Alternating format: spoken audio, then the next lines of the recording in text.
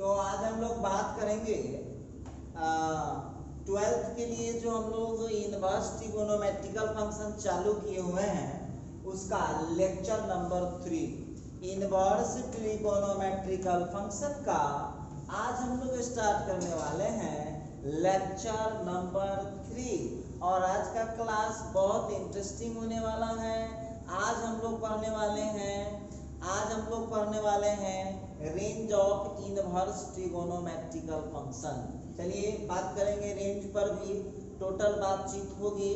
थोड़ा बैक आते हैं। डोमेन का मतलब होता है x का वैल्यू कहाँ से कहाँ तक होता है। उसी तरह से रेंज का मतलब होता है पूरे साइन इनवर्स x का वैल्यू, साइन इनवर्स x का जो वैल्यू होगा वो कहाँ से कहाँ तक जा सकता है। तो देखिए बहुत छोटी सी बात है, जब डोमेन पूछे तो केवल x का वैल्यू कहाँ से कहाँ तक जाएगा, और जब रेंज पूछे तो पूरे इनवर्स ट्रिगोनोमेट्रिकल फंक्शन का वैल्यू कहाँ से कहाँ तक जाएगा। तो चलिए हम आज स्टार्ट करते हैं। और आप लोगों में से जितने भी स्टूडेंट हैं, आप लोगों को बार बार बोला जा रहा है कि आप जो है थोड़ा सा हेल्प करिए। जो बच्चे लोग 11th में पढ़ने वाले हैं उनको शेयर करिए। सब स्टूडेंट से चैनल को सब्सक्राइब करवाइए। 1000 होना बहुत ज़रूरी है, तब जाकर के सही तरीके से लाइव हो पाएगा। तो थोड़ा सा आप लोग इसमें देख लीजिएगा, हम तो यही बोलेंगे ज़रूर देख लीजिएगा। और चलते हैं, थोड़ा मामला को आगे बढ़ाते हैं कैसे क्या है। तो अब हम शुरू करने जा रहे हैं। डोमेन हो चुका था, अब हम बात करते हैं रेंज। क्या है रेंज? तो अभी डिफिनीशन में क्या बताए हैं? डिफिनीशन में क्या बताए हैं? इनवर्स ट्रिगोनोमेट्रिकल फंक्शन का जो पूरा वैल्यू होता है वही होता है रेंज। लिख लीजिए पहले डिफिनीशन, फिर बात करते हैं।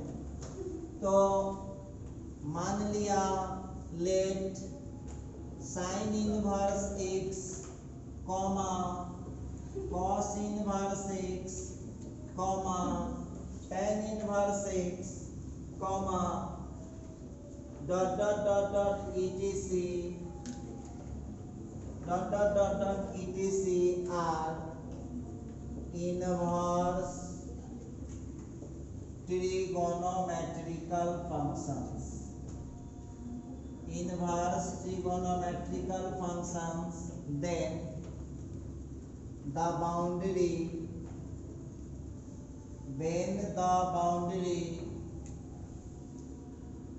for the value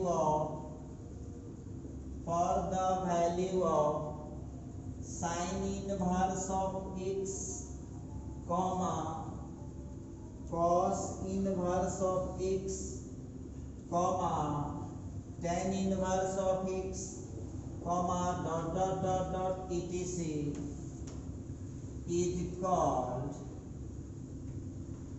range of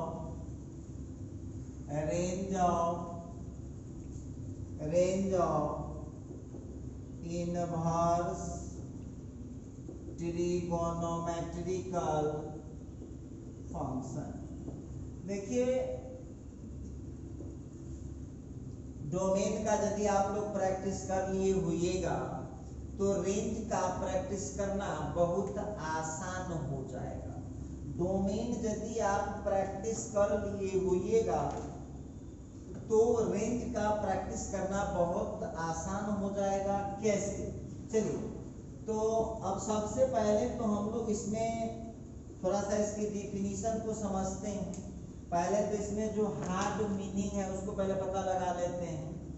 तो जो मीनिंग आपको थोड़ा बहुत दिक्कत कर सकता है, तो इसमें एक ही मीनिंग है जो आपको थोड़ा बहुत दिक्कत कर सकता है। थोड़ा बहुत आपको दिक्कत कर सकता है। दो मीनिंग मान के चलिए, बाउंड्री या रेंज। ठीक है, तो अब यहाँ पर एक बात हम बोलना चाहते हैं। जो सवाल हम लोगों का लिख रहा है, बोलता है late sign inverse of x cos inverse of x tan inverse of x dot dot dot dot etc inverse trigonometrical function ये इनवर्स ट्रिगोनोमेट्रिकल फंक्शन है, देन तब the boundary for the value of, अब देखिए कल वाला यदि domain पढ़े होइएगा तो डोमेन में लिखा होगा boundary for the value of x. सुनिए, ध्यान से सुनिएगा। तो डोमेन का मतलब होता है केवल एक्स का वैल्यू कहां से कहां तक जाएगा। क्लियर हो गया।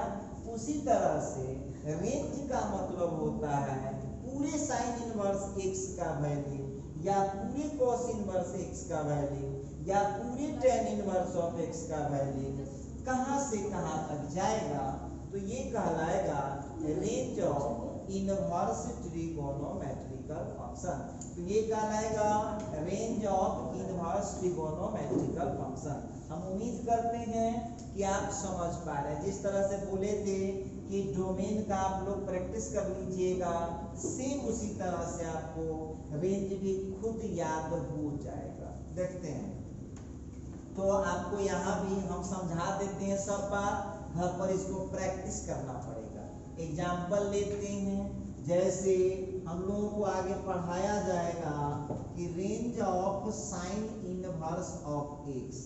साइन इनवर्स ऑफ एक्स का जो रेंज होता है ना, ये होता है -π/2 से π/2।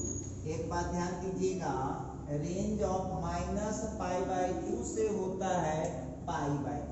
अब इसका मीनिंग क्या हुआ भाई, क्या मतलब हुआ कि इस साइन इनवर्स एक्स का वैल्यू हमेशा -90 से 90 ही हो सकता है। मतलब साइन इनवर्स एक्स का यदि हम कोई क्वेश्चन सॉल्व कर रहे हैं तो इस पूरे, देखिए एक बात फिर आपको बारीकी से समझिएगा। जब आपको डोमेन पूछेगा, डोमेन, तो डोमेन हो गया केवल एक्स का वैल्यू, ध्यान दीजिएगा, डोमेन हो गया केवल एक्स का वैल्यू और रेंज हो गया पूरे साइन इनवर्स एक्स का वैल्यू।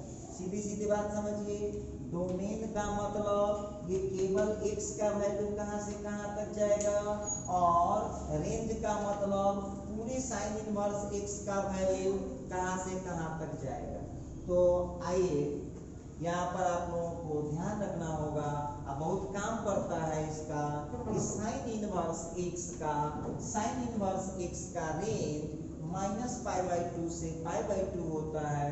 इसका मतलब है कि साइन इनवर्स x का आंसर हमेशा -90 से 90 के बीच में ही रह सकता है। तो इसको हम लोग ऐसे भी सीख सकते हैं, -π/2 less than equal to sine inverse of x और less than equal to π। Clear है। चलिए अगला एग्जांपल पर हम लोग देखते हैं, range of cos inverse of x। Cos inverse of x का रेंज होता है 0 से π। जरा गौर कीजिएगा, कॉस इनवर्स ऑफ x का जो रेंज होता है वो होता है 0 से π। इसका मतलब आप लोग क्लियर समझ रहे हैं कि कॉस इनवर्स x का वैल्यू, और देखिए इसे फुल प्रैक्टिस रखिएगा, नहीं रखिएगा तो सवाल बहुत गलत होगा आपका निकालने के वक्त। Range of cos inverse of x, cos inverse of x का जो रेंज होगा वो हमेशा 0 से π होता है। मतलब 0 से और पाई, 0 से लेकर के π तक ही हो सकता है, उससे आगे पीछे नहीं रह सकता है। चलिए अगला एग्जांपल देखते हैं, तो ये है range of tan inverse of x। तो tan इनवर्स ऑफ x का होता है -π/2 से +π/2। अब इसका मीनिंग समझ लीजिएगा, हम सब का मतलब लिख रहे हैं कि -π/2 less than tan inverse of x less than +π/2। मतलब क्लियर है कि tan इनवर्स के केस में, tan इनवर्स के केस में जो आंसर होगा वो -90 नहीं हो सकता है, अब +90 नहीं हो सकता है, इसके बीच का हो सकता है। देखिए ऐसे नहीं बोल रहा हूँ कि ऐसे रट जाइए, रटना नहीं, समझना है। साइन में ये होगा क्योंकि tan में नहीं होगा, क्योंकि साइन 90 का वैल्यू 1 होता है, लेकिन tan में नहीं होगा। क्यों नहीं होगा? क्योंकि tan 90 का वैल्यू अपरिभाषित होता है, इनफाइनाइट होता है। आगे होगा समझ में, क्यों वहां इक्वल नहीं ले रहा है सो। अच्छा, उसी तरह से आप लोगों को यहाँ पर ध्यान देना होगा, range of cot inverse of x. Cot inverse of x का जो रेंज होगा वो होगा 0 से pi. Cot inverse of x का जो रेंज होगा वो हो जाएगा 0 से pi. Cot inverse of x का जो रेंज होगा वो हो जाएगा 0 to पाई। हम समझ पा रहे हैं कि यहाँ तक आपको कोई परेशानी नहीं है और आपको अच्छा लग भी रहा है। तो 0 से पाई हो गया, इसका मतलब है कि कॉट इनवर्स का वैल्यू हमेशा 0 और पाई के बीच में। और आप लोगों को इतना तो जरूर पता हो गया होगा, जो भी महाशय देख रहे हैं इस वीडियो को, कि पाई का वैल्यू होता है 180, तो पाई बाई 2 कितना हो जाएगा भाई? 90 हो जाएगा। इतना तो जरूर समझ पा रहे हैं। चलिए अब अगला हम लोग लेते हैं। नेक्स्ट पर यदि हम बात करें तो रेंज ऑफ, देखिए ध्यान दीजिएगा, range of cosec inverse of x. Range of cosec inverse of x, cosec inverse of x का जो रेंज होगा -π/2 से +π/2 होगा, लेकिन इसमें 0 को हटाना पड़ेगा। हम बात करेंगे कि क्यों 0 को हटाना होगा। मतलब यहाँ क्लियर है कि इसका भी रेंज उतना ही होगा, इसका भी रेंज इतना ही होगा, लेकिन 0 को यहाँ पर छोड़ना पड़ेगा। अब बहुत विद्यार्थी कहा कि सर जी 0 काहे छोड़ना होगा, ये हमको आप समझाइए। तो चलिए इसका हम क्या समझेंगे। अच्छा, एक चीज, एक क्वेश्चन उठ रहा है, इससे कॉसेक इनवर्स का लिखा कि -π/2 से π/2 तो रेंज होगा, लेकिन 0 को छोड़ना पड़ेगा, -0 लिखा हुआ। अब एक क्वेश्चन उठता है कि 0 को क्यों छोड़ना होगा। तो थोड़ा पीछे के इतिहास में आइए, 10th वाले टीचर को मने मने याद कर लीजिए, अपने टीचर का नाम लेकर के याद कीजिए जल्दी से। अच्छा, अब एक बात हमको बताइए कि साइन 0 का वैल्यू कितना होता है। तो साइन 0 का वैल्यू 0 होता है। तो कॉसेक 0 का वैल्यू कितना होता है? इनफाइनाइट होता है। तो कॉसेक 0 का वैल्यू होता ही नहीं है, इसीलिए यहाँ बोल रहा है कि कॉसेक इनवर्स के केस में 0 हम नहीं ले सकते हैं। क्लियर समझ में आ रहा होगा कि कॉसेक इनवर्स के केस में आंसर -90 से 90 तो होगा, लेकिन 0 नहीं होगा। 0 क्यों नहीं होगा? तो 0 इसलिए नहीं होगा कि कॉसेक 0 का वैल्यू, आप में से कोई बच्चा बताइए, क्या आपको पता है? नहीं पता है, होता ही नहीं है, तो कहां से पता हो जाएगा? कॉसेक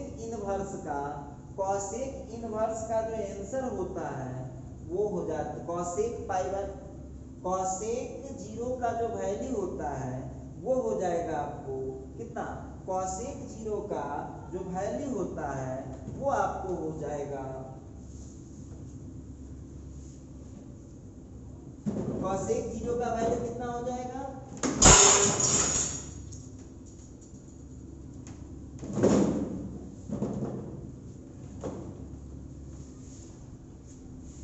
कॉसेक 0 का वैल्यू,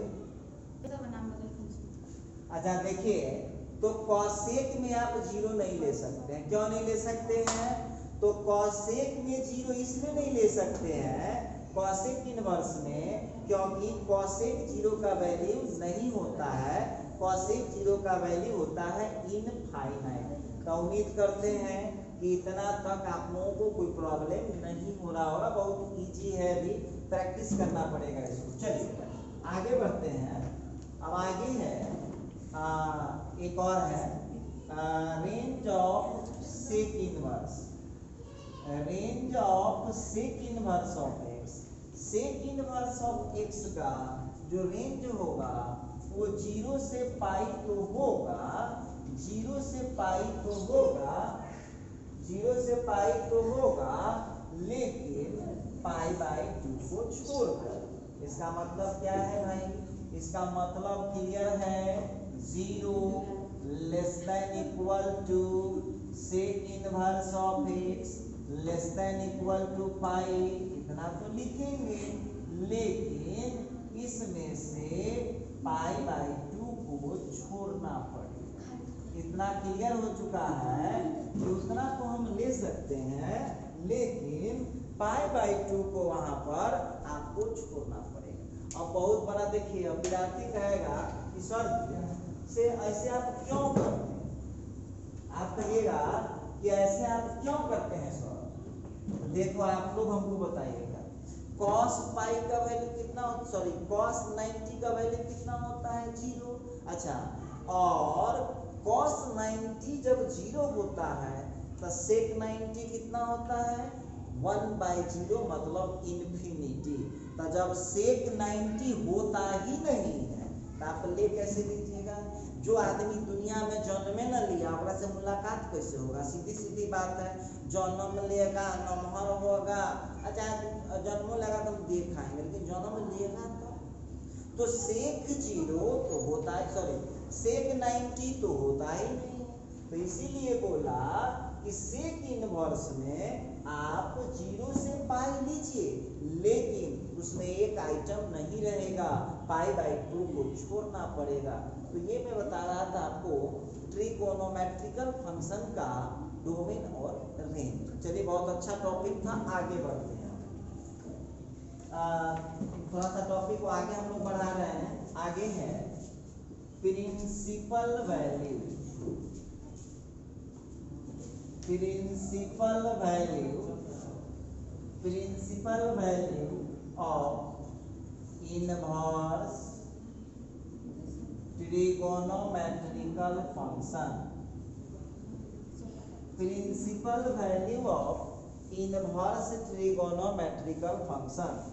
इनवर्स ट्रिगोनोमेट्रिकल फंक्शन का अब हम बात करेंगे प्रिंसिपल वैल्यू, ठीक है? तो प्रिंसिपल वैल्यू जब हमको बोलेगा तो पहले इसके बारे में समझ लीजिए। क्लास में जब आप बैठे हुए हैं या अपने घर पर भी हैं, तो आपके लिए भी कुछ लिमिट है, कुछ बाउंड्री, ठीक है? उसी तरह से आपके जो पेरेंट्स लोग हैं उनके लिए भी एक बाउंड्री है। मतलब क्लियर है कि आपके पेरेंट्स भी ऐसा कोई काम नहीं कर सकते हैं जो उनके बाउंड्री से बाहर हो। उनके लिए भी नियम है कि आप फलना फलना काम कर सकते हैं, फलना फलना काम नहीं कर सकते हैं। तो जब आपको बोल देगा कि प्रिंसिपल वैल्यू बताइए क्या है, ध्यान दीजिएगा सब लोग, प्रिंसिपल वैल्यू क्या है, जब आपको बोलेगा तो आप लोगों को यहाँ पर क्या समझना होगा? तो याद रखिए, पहले हमारे भाषा में समझ लीजिए, डिफिनीशन तब लिखवे करेंगे। प्रिंसिपल वैल्यू का मतलब हुआ प्रधान मान, मुख्य मान। तो जब कभी भी इनवर्स ट्रिगोनोमेट्रिकल फंक्शन का प्रिंसिपल वैल्यू निकालना हो तो याद रखिएगा उसका आंसर आपको हमेशा उसके डोमेन रेंज में ही रहना चाहिए। तो बहुत बच्चा कहा कि सर क्या हमको रटना होगा? तो रटना तो नहीं पड़ेगा, बस थोड़ा सा समझना है कि जब प्रिंसिपल वैल्यू की चर्चा होगी, प्रिंसिपल वैल्यू की चर्चा जब होगी तो आंसर जो लिखेंगे वो हमेशा उसके डोमेन रेंज में ही लिखेंगे। आंसर जो हम लोगों को लिखना पड़ेगा वो लिखना पड़ेगा उसके डोमेन रेंज में ही आंसर लिखना पड़ेगा। समझ में आ गया होगा कि उसके डोमेन रेंज में। तो आप लोगों को आज के बाद पूछेगा कि इनवर्स ट्रिगोनोमेट्रिकल फंक्शन में डोमेन रेंज क्या होता है, तो क्या जवाब दीजिएगा? उसके इनवर्स ट्रिगोनोमेट्रिकल फंक्शन में प्रिंसिपल वैल्यू क्या होता है, तो क्या जवाब दीजिएगा? जो आंसर होगा वो हमेशा उसके डोमेन रेंज में होना चाहिए। जब प्रिंसिपल वैल्यू कहेगा तो आंसर कहाँ होना चाहिए? उसके डोमेन रेंज के अंदर ही उसका आंसर जब हम निकालते हैं तो उस वैल्यू को हम बोलते हैं प्रिंसिपल वैल्यू। समझ में आ गया है? चलिए अब लिख लीजिए, यही बात इंग्लिश में लिख लीजिए, पर आप लोग कराते रहते हैं इंग्लिश से। अब लिखा when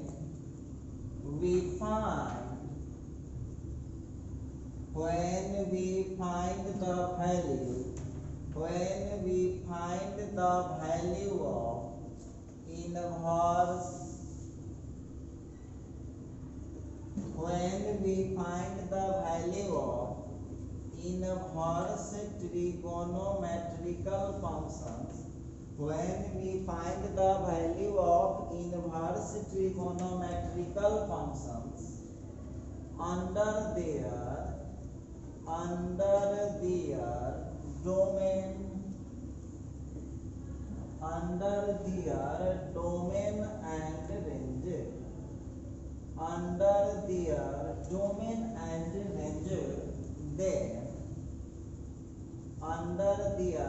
domain and range, then this value is called its principal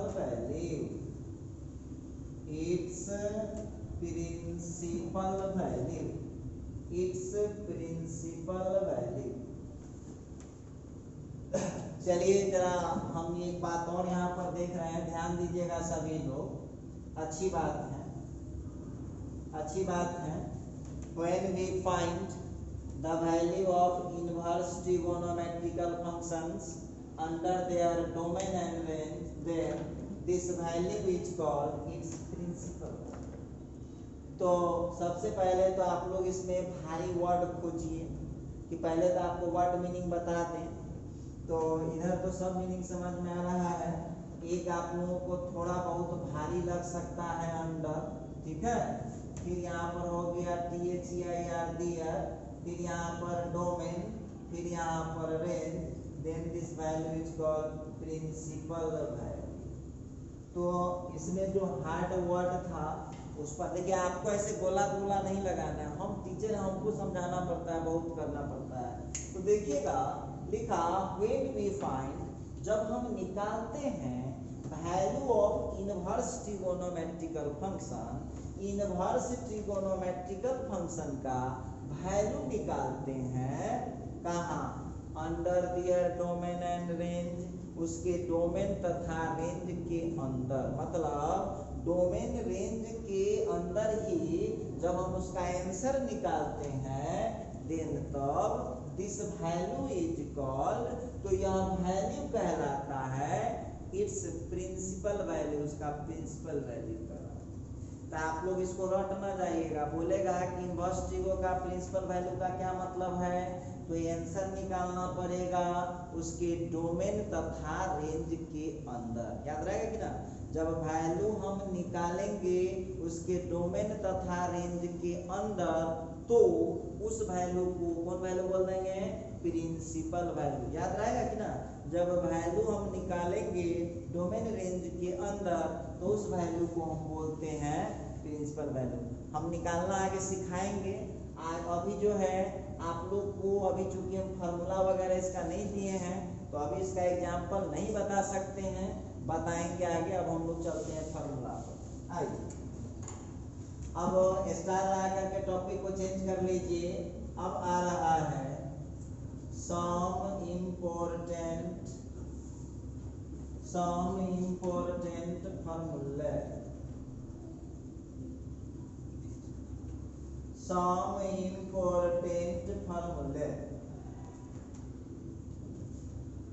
some important फार्मूले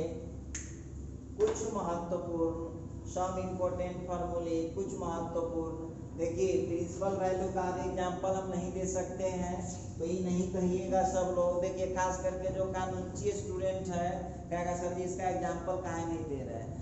अभी हम इसका एग्जाम्पल आपको नहीं दे सकते हैं, हम एग्जाम्पल देंगे लेकिन जब भी कुछ हम फार्मूला वगैरह पढ़ा लेते हैं तब। अभी दूंगा तो समझ में नहीं आएगा, और समझ में नहीं आएगा तो फालतू का शिकायत कीजिएगा, कोई फायदा नहीं। आइए यहाँ पर अब सम इम्पोर्टेंट फार्मूले में पहला लीजिए, फर्स्ट। पहला फार्मूला क्या है भैया? तो पहला फार्मूला है sine inverse of x, sine inverse of x का एक्स होता है। उसी तरह से cos inverse of x is equal to x होता है। उसी तरह से tan इनवर्स ऑफ एक्स का एक्स होता है। उसी तरह से सेक इनवर्स ऑफ एक्स का एक्स होता है। उसी तरह से कॉसेक इनवर्स ऑफ एक्स का एक्स होता है। उसी तरह से कॉट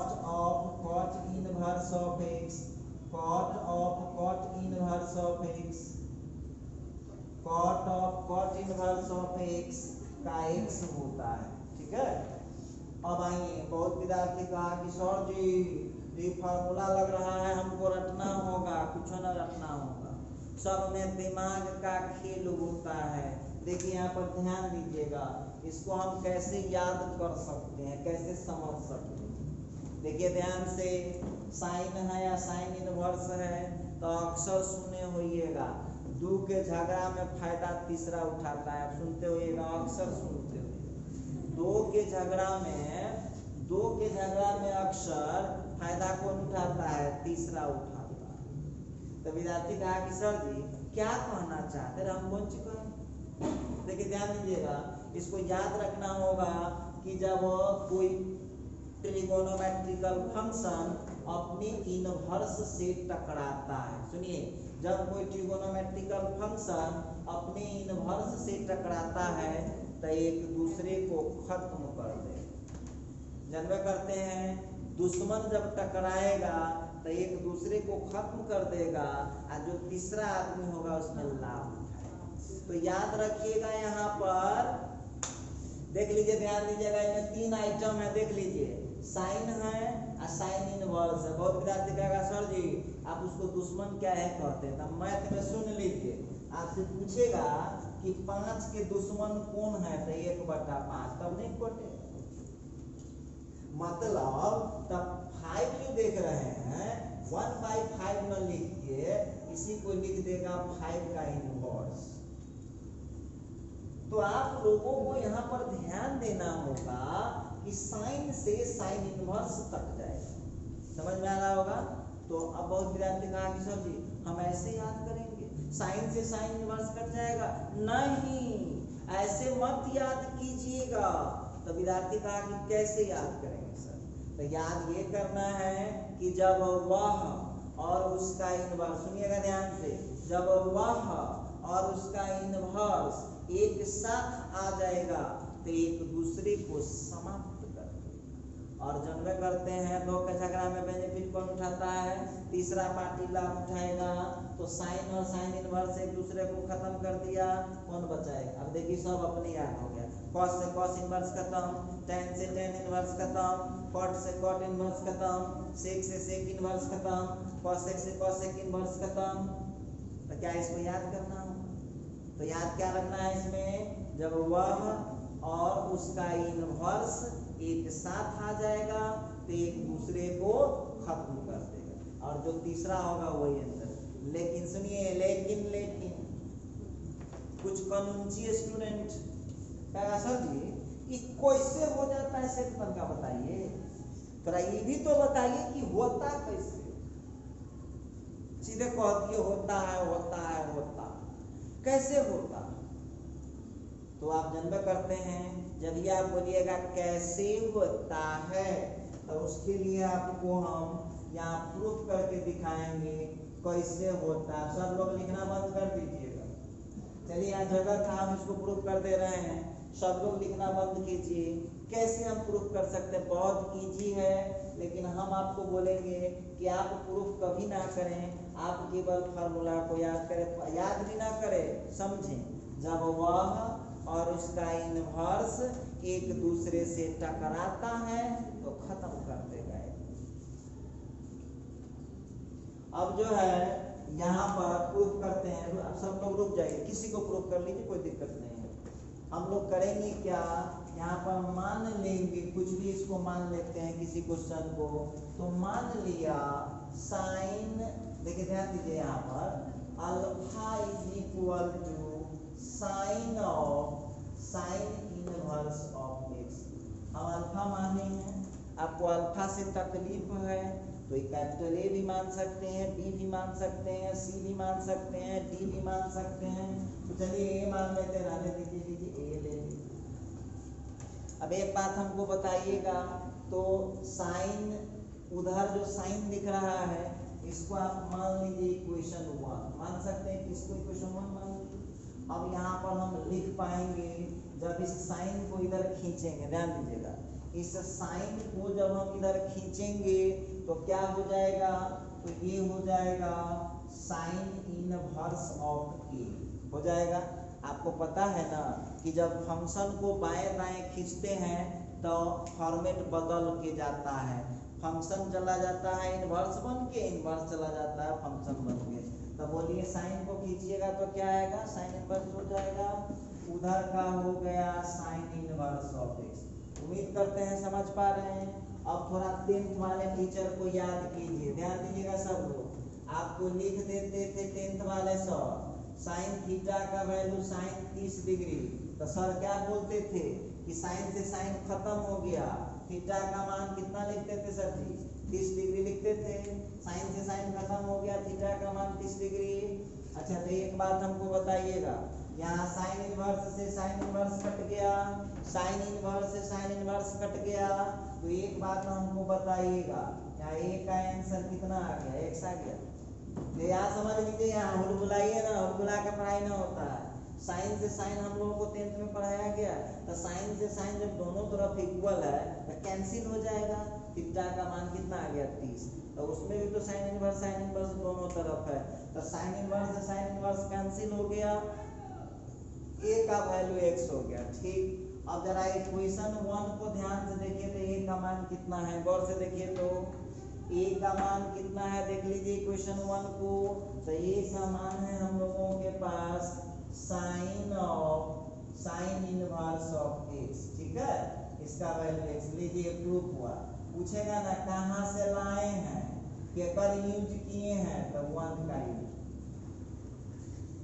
समझ लीजिए, कहाँ से क्या किए हैं, ए की जगह पर क्या माने हुए थे, साइन इनवर्स ऑफ एक्स। आप ए ना मान सकते हैं, B C D alpha beta कुछ भी आप मान सकते हैं, इसमें कोई घबराने वाली बात नहीं।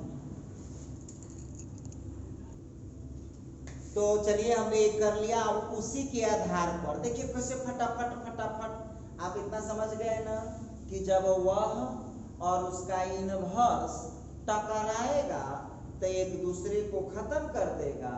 अब मौका का लाभ कौन उठाएगा भाई, तो मौका के लाभ उठाएगा कौन, मौका के लाभ उठाएगा तीसरा पार्टी लाभ उठाता है, तीसरा पार्टी लाभ उठाता है। चलिए अब उस समय जो हम नहीं दे रहे थे तो इसमें देखते हैं, दूसरा एग्जांपल उठाते हैं, दूसरा फॉर्मूला देते हैं।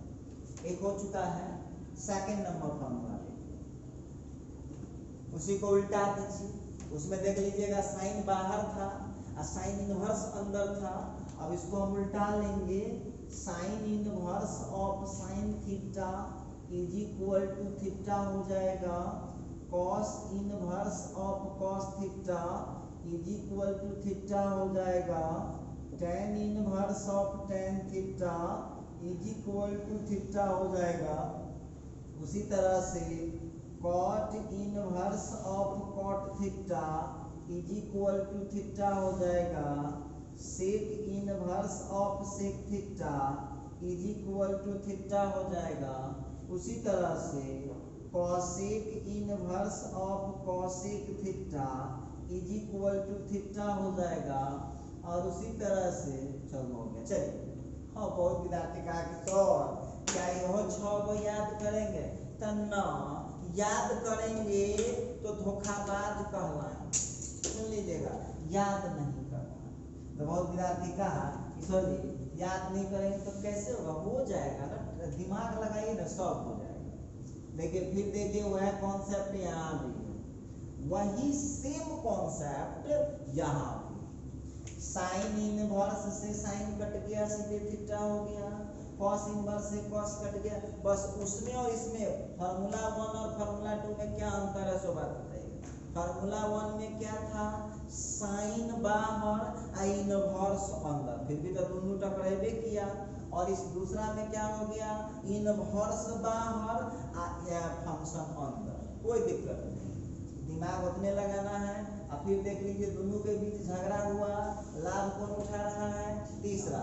कॉस इनवर्स से कॉस गया, टेन इनवर्स से टेन गया, कॉट इनवर्स से कॉट गया, सेक इनवर्स से सेक गया, कॉसेक इनवर्स से कॉसेक चला गया। इतना बात आप सब लोग समझ पा रहे हैं, कहीं कोई दिक्कत नहीं होना चाहिए। आइए उसी तरह से जिस तरह से वहां हम लोग बना रहे थे, कुछ मान लें, क्या करेंगे, कुछ मान। तो यहाँ पर हम मान लेते हैं A is equal to sine inverse of sine theta, इसको हम मान लिए इक्वेशन 1। क्लियर है। अच्छा आइए अब क्या कीजिए, इस साइन इनवर्स को इधर खींच लीजिए, ले आइए साइन इनवर्स को खींच लीजिए, इधर लाइए साइन इनवर्स को इधर ले आइए। तो साइन इनवर्स को जब हम इधर लाएंगे तो साइन 1 क्या आएगा, तो साइन ए हो गया और उधर का साइन थीटा। आप 10th वाले सर का लगाइए, कौन सा है, साइन से साइन कैंसिल हो गया, साइन से साइन कैंसिल हो गया, तो ए का मान कितना हो गया, थीटा हो गया। ए का वैल्यू कितना है, उठाओ वहां से, ए का वैल्यू आपके पास कितना है, जरा उठा लीजिए। तो इक्वेशन 1 में देखिए तो ए का मान कितना लिए हुए आप लोग, है ना, ए का मान कितना, sign inverse of sine theta, रख दीजिए। ए की जगह डाल दिया हमने sign inverse of sine theta, तो इक्वल टू थीटा हो गया। कहाँ से लाया, तो 1 से लाया, क्या हो गया, प्रूफ। कर पाएंगे, इजीली कर पाएंगे, नहीं कोई दिक्कत नहीं, बहुत आसान है। और आप लोग केवल ये प्रैक्टिस करें। प्रैक्टिस क्या करना है, वह और उसका इनवर्स जब एक साथ आएगा तो एक दूसरे को खत्म कर देगा, क्या कर देगा, खत्म कर देगा। चलिए तीसरा फार्मूला देखते हैं 3rd नंबर में। तीसरा क्या कहता है, जरा गौर कीजिएगा। तो तीसरा कहता है कि साइन इनवर्स ऑफ x का value cosec inverse of 1/x के बराबर होगा। उसी तरह से कॉस इनवर्स ऑफ x का value sec inverse of 1/x के बराबर होगा। उसी तरह से tan इनवर्स ऑफ x का value cot inverse of 1/x के बराबर होगा। उसी तरह से यहाँ पर cot इनवर्स ऑफ x का value tan inverse of 1/x के बराबर होगा। उसी तरह से sec इनवर्स ऑफ x का value cos inverse of 1/x के बराबर होगा। उसी तरह से cosec इनवर्स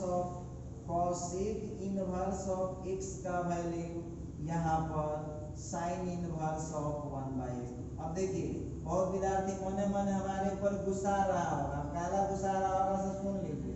कथी कहेगा कि सर जी बढ़िया चालाक हैं, 6 को क के 12 को वही जगह दे दिए याद करने के लिए, और फिर 6 को दे दिए यहाँ पर। तो तू याद करेगा ना तो समझ लो तू साइंस का नकली स्टूडेंट है, नकली, असली नहीं। असली होगा तो रटेंगे। देखिए ध्यान दीजिए, अब 10th क्लास वाले टीचर को याद करो भाई, 10th क्लास वाले को याद करो। एक बात हमको बताना, साइन का उल्टा कौन होता है, साइन का उल्टा त्रिकोणमिति में साइन का उल्टा कौन पढ़ाया गया 10वां में, बताइए। तो साइन का उल्टा कॉसेक होता है, और कॉस के उल्टा सेक होता है, और टेन के उल्टा कॉट होता है, कॉट का उल्टा टेन होता है, सेक का उल्टा कॉस होता है, और कॉसेक का उल्टा साइन होता है। तो जब ये उलट रहा है देखा अंदर वाला भी तो उल्टेगा, तो x उलट गया तो कितना हो जाएगा 1/x। तो आप लोगों को ध्यान रखना है, जब इनवर्स वाला उल्टेगा तो उसके अंदर जो रहेगा वो भी उलट जाएगा, जब इनवर्स वाला उल्टेगा तो उसके अंदर जो रहेगा वो भी उलट जाएगा। याद रहेगा कि नहीं याद रहेगा। आइए कोई विद्यार्थी कहेगा सर जी हमको प्रूफ करके दिखाएगा, हम तब मानेंगे। बिल्कुल दिखाओ, बिल्कुल दिखाओ।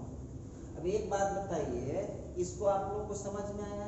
वो पहला दूसरा में क्या समझना है कि जब वो और उसका इन्वर्स टकराएगा तो खत्म हो जाएगा।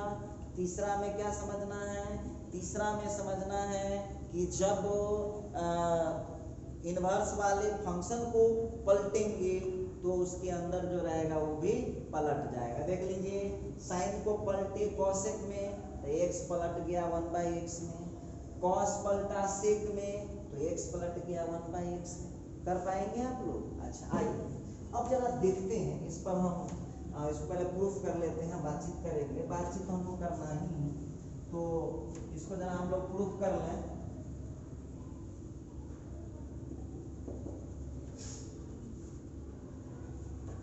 प्रूफ कर लेते हैं, देखते हैं क्या होने वाला है। उसी तरह से सेम टू सेम, उसी तरह से लेट ए इक्वल टू, कोई लेना लीजिए कथी बिगड़ जाएगा, साइन इनवर्स ऑफ एक्स लीजिए।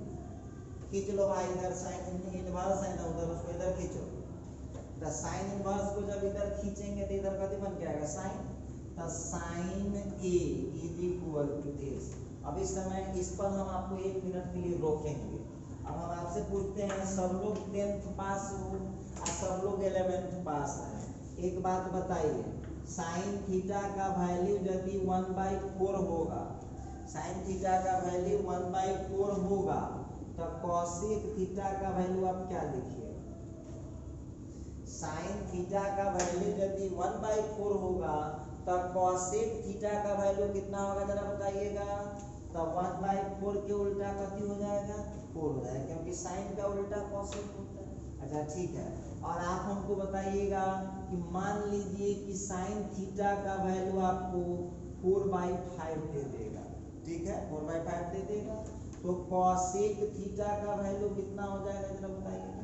साइन थीटा का वैल्यू यदि 4/5 है तब कॉसेक थीटा का मान क्या होगा? तब कॉसेक थीटा का मान इसी को उल्टा दीजिए 5/5। क्लियर समझ में आ रहा है सब लोग? अच्छा आइए तो हम आपसे पूछते हैं, ऐसे ही सोचे हाँ माथा ना डोलाइएगा, यहाँ समझते भी रहिएगा। साइन ए का वैल्यू जब आपके पास x है, हम एक बात पूछते हैं, साइन ए का वैल्यू जब आपके पास x है तो एक बात हमको बताइए, कॉसेक ए का वैल्यू कितना लिखिए? अब बहुत विद्यार्थी कहा कि सर जी से आप भगत हैं कि ना पूछ गए कि आपको कॉसेक की जरूरी है। हम पूछते हैं, हमको कॉसेक में आंसर लाना है, ध्यान दीजिएगा, हमको जो आंसर लाना है वो कॉसेक में आंसर लाना है। तो आप बोलिए साइन ए का वैल्यू जब x है तब कॉसेक उसका उल्टा होता है, तो 1/x लिख सकते हैं। अच्छा ठीक है भाई, अब इस कॉसेक को उधर खींच के ले जाओ उधर खींच के। तो जानते हैं ना, जब कोई ट्रिगोनोमेट्रिकल फंक्शन या इनवर्स ट्रिगोनोमेट्रिकल, जब कोई फंक्शन लेफ्ट राइट करता है तो उसी रूप में जाता है कि फॉर्मेट बदल के जाता है, फॉर्मेट बदल के जाता है। कॉसेक उधर जाएगा तो कथी बन के जाएगा, कॉसेक इनवर्स। हाँ तो ये हो जाएगा कॉसेक इनवर्स ऑफ 1/। अच्छा ए का मान देखिए कहीं माने हुए हैं, चेक कीजिए ना, ए का मान कहीं पर है, खोजिए तो कहीं पर है नहीं। आप ए का मान कितना है, ए का मान कितना है, साइन इनवर्स ऑफ एक्स। तो रख दीजिए ए के जगह पर हमने फिट कर दिया साइन इनवर्स ऑफ एक्स। लीजिए ये रहा प्रूफ आपका जिसका आपको इंतजार था, और आप इसमें से जिसको चाहे प्रूफ करना बस उतना ही काम आपको कर दीजिएगा, तो बड़े इजी तरीके से इस क्वेश्चन का आंसर आप दे पाएंगे। ठीक है, बढ़ते हैं थोड़ा सा आगे बढ़ाएं। तीसरा नंबर हो गया, चौथा पर बात करता हूँ। चौथा नंबर क्या कहता है, चलिए 4 नंबर लिखिए आप सब लोग। चौथा नंबर लिखता है sine inverse of -x equal to होता है minus sine inverse of x। उसी तरह से tan inverse of -x is equal to होता है minus tan inverse of x। उसी तरह से cosec inverse of -x is equal to होता है cosec inverse of minus x is equal to होता है minus cosec inverse of x. तो अब आप समझ लीजिए, बहुत विद्यार्थी का आंसर जी इसमें कौन कमाल है जो आप इतना परेशान हो रहे हैं? है ना कमाल? कमाल है तभी तो परेशान हो रहे हैं। अब देखिए इससे क्लियर हो गया है कि साइन इनवर्स वाला क्वेश्चन हो, चाहे टेन इनवर्स वाला क्वेश्चन हो, चाहे कॉसेक इनवर्स वाला क्वेश्चन हो, जब ये अंदर में माइनस आएगा तो वो बाहर निकल जाएगा। ऐसे प्रैक्टिस करना पड़ता है, रटना कुछ नहीं पड़ता है। रट गए तो सीखेंगे कुछ, तो सीख ही नहीं पाएंगे। ध्यान दीजिएगा यहाँ पर, तो साइन इनवर्स हो या टेन इनवर्स हो या कॉसेक इनवर्स हो, तो आप लोगों को ध्यान देना होगा कि साइन इनवर्स, टेन इनवर्स और कॉसेक इनवर्स में यदि अंदर में माइनस चल आएगा, अंदर में माइनस चल आएगा तो वो सीधे निकल के बाहर हो जाएगा। समझ में आ गया? अच्छा आइए, विद्यार्थी कहा कि सर समझ में तो आइए रहा है, लेकिन हमको ये न बताइए कि होगा करना कैसे यही होता है। तो इसके लिए आपको बोला हूँ ना, इसके लिए आपको बोला हूँ ना प्रूफ करना। आइए तो जरा इसको हम लोग प्रूफ करने का कोशिश करते हैं। हम दावा नहीं करते हैं कि हो ही जाएगा, प्रयास करते हैं। चलिए प्रूफ देख लीजिए, फिर वह चाल, फिर उसी तरीके से प्रूफ करना है। मान लेता हूँ a is equal to sine inverse of minus x. मान लेता हूँ a is equal to sine inverse of minus x. Clear है? अच्छा ठीक है, a इज इक्वल टू आ गया sine inverse of minus x. ठीक, खींच लीजिए उसको, जरा इधर खींचिए, हम खींचेंगे इसको। तो अब हम इधर खींचेंगे साइन इनवर्स को, साइन इनवर्स को यदि इधर खींचेंगे तो ये साइन ए बन जाएगा। तो sine A is equal to हो गया माइनस एक्स। चलिए थोड़ा सा और आगे खींचिए। अब यहाँ पर उस माइनस को इधर खींच लो भाई, तब माइनस साइन ए हो गया और उधर का बच गया एक्स। क्लियर? समझ में आ रहा होगा? अच्छा आइए, अब आप लोग जब 11th में आए, देखिए अभी 10वां वाला इसमें नहीं लगेगा, 10वां वाला जो उधर लगना था बोल दिए हैं, इस जगह अब लगेगा 11th वाला फॉर्मूला। को बहुत विद्यार्थी को याद नहीं होगा, याद दिला देते हैं। देखिए आप लोग जब 10th में थे तो याद कीजिए, माइनस साइन थीटा का फॉर्मूला पढ़ के आए हैं, साइन माइनस थीटा। देखिए आप लोग फॉर्मूला पढ़ के आए हैं, माइनस साइन थीटा का फॉर्मूला पढ़ के आए हैं, sine minus theta. Minus sine theta बराबर फॉर्मूला पढ़ के आए हैं, साइन माइनस थीटा।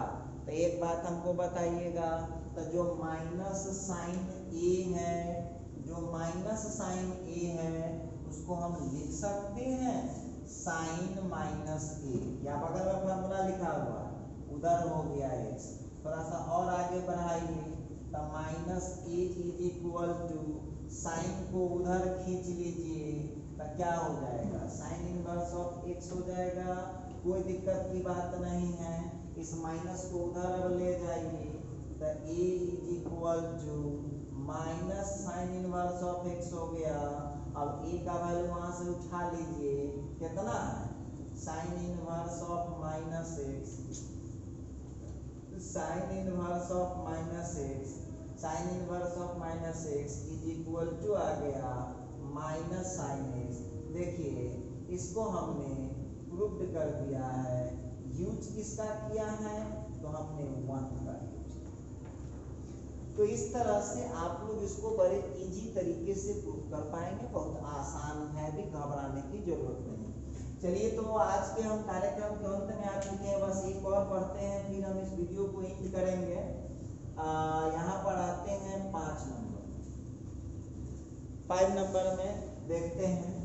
तो अब है cos inverse of minus x equal to होता है pi minus cos inverse of x, sec inverse of minus x equal to होता है pi minus sec inverse of x. उसी तरह से cot inverse of minus x is equal to होता है pi minus cot inverse. आइए जरा बात करते हैं। तो जिस तरह से वहां पर हम लोग प्रूफ किए हैं सेम टू सेम यहाँ भी कर लेना, कहीं घबराने की जरूरत नहीं। आइए तो इसको हम लोग प्रूफ करते हैं, देखते हैं क्या होता है। तो उसी तरह से मान लीजिए लेट ए इज, सब में वो एक तरीका से प्रूफ होता है। A is equal to cos inverse of minus x. Clear है? खींच लीजिए उसको, इस तरफ खींचिए तो कॉस इनवर्स को, तो कॉस इनवर्स को जब खींचिएगा इधर तो कॉस ए बन जाएगा। ठीक है, कॉस ए का वैल्यू हो गया माइनस एक्स। अच्छा ठीक, उस माइनस को इधर खींच लीजिए तो हो जाएगा minus cos A is equal to x. Clear है? अच्छा एक बात और बताइए, तो माइनस कॉस ए जो देख रहे हैं, अब इसके लिए भी देखिए ऊपर इसका फार्मूला लिख रहे हैं, बगल में लिख देते हैं, ध्यान दीजिए। आप लोग एक फार्मूला पढ़े होंगे 11th क्लास में, minus cos theta is equal to होता है कॉस पाई माइनस थीटा। जरा गौर कीजिएगा, हम लोग एक फार्मूला पढ़ के आए हैं, minus cos theta is equal to होता है कॉस पाई माइनस थीटा। तो एक बात हमको बताइए, माइनस कॉस ए के जगह पर, माइनस कॉस ए के जगह पर हम क्या लिख सकते हैं? तो माइनस कॉस ए के जगह पर हम लिख पाएंगे cos of pi minus A. Formula लगा दिए, ठीक है, उधर एक्स। चलिए थोड़ा सा और खींचिए, अब ये पाई माइनस ए रहने देते हैं और कॉस को उधर ले जाएंगे तो हो जाएगा कॉस इनवर्स ऑफ एक्स। ठीक है, उसी तरह से अब यहाँ से a बराबर हो गया पाई minus cos inverse of x. अच्छा a का वैल्यू बताइए आपके पास कितना है, उठाइए तो a का वैल्यू कहाँ है, खोजिए, 1 में है ना, a की जगह डाल लीजिए वैल्यू, तो आंसर हो चुका है cos inverse of minus x is equal to हो गया पाई माइनस कॉस इनवर्स। देखिए ये भी हमने प्रूफ कर दिया है। कहाँ से लाया हूँ? तो ये लाया हूँ 1।